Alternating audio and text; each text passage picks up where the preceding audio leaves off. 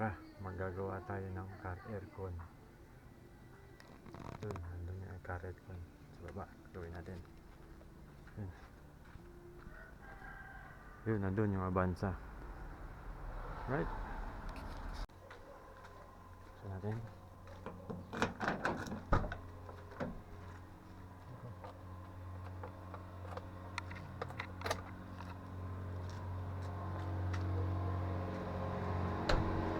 So nakasetup na tayo. Ito gagamitin natin R1348 from Lengxiong R1348. Setup na siya. So sinalpa ko na tong low side saka yung high side.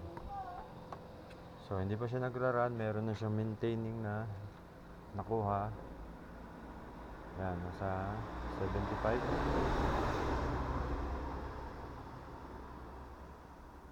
Yan, 74 PSI.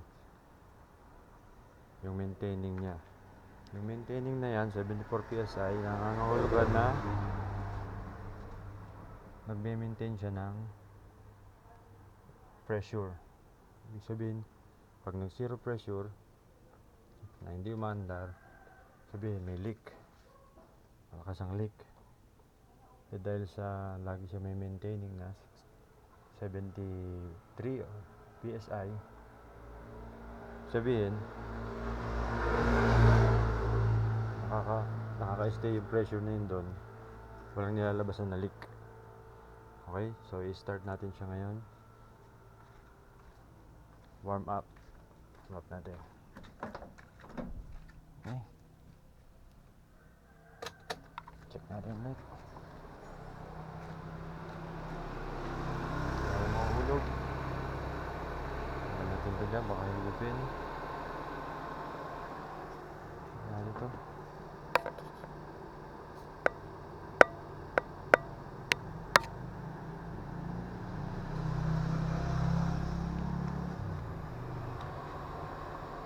Okay, start na natin.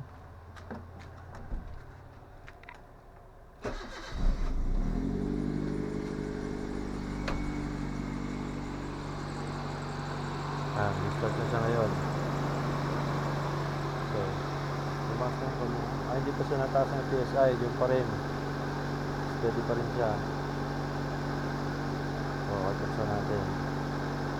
Kasi patay pa yung aircon. Hindi pa tayo nagbubukas ng aircon. Mamaya natin buksan yung aircon pag mainit na yung makina kasi cold start siya. Cold starts pa siya. Warm up muna siya. So, temperature niya. Ito, may mga temperature tayo dito sa loob. Ang order niya ngayon ay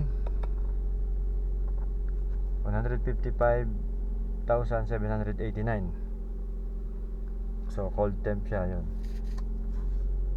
Super lamig niya. Yun yung starting temperature niya. Medyo madumi na yung spark plug niya. Nasa half tank pa, 0.4. Okay.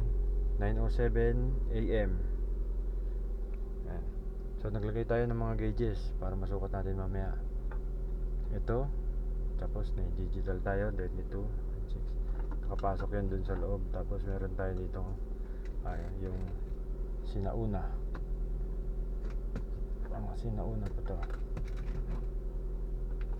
Ito yung sinauna niya. Thermometer. Mamaya natapat natin yan dyan.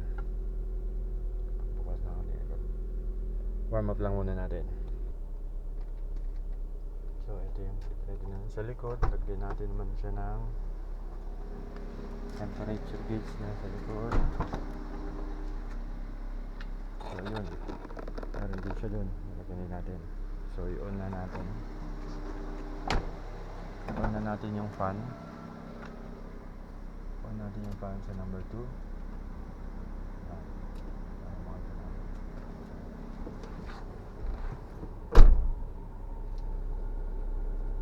Para makita natin na natakbo yung fan, lagyan natin itong tissue.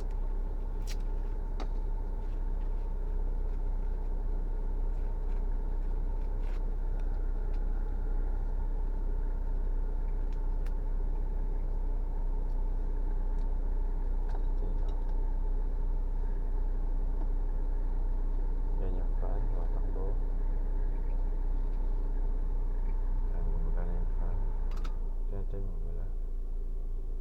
Ayan, buksan natin. Yan, higina na siya. Tapos sa kabila, lagyan din natin.